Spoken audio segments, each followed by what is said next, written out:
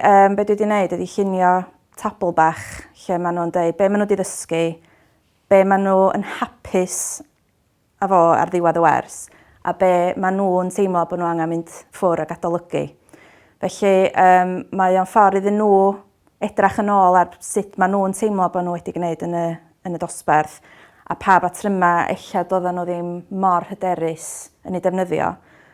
Ond gan bod fi'n cael nhw'n ôl hefyd, mae o'n gyfle i fi weld lle dwi'n mynd yn iawn neu'n anghywir. Dyn os di pawb yn rhestru yr un math o beth, yna dwi'n amlwg heb fynd dros y patrwm yna ddigon trylwyr.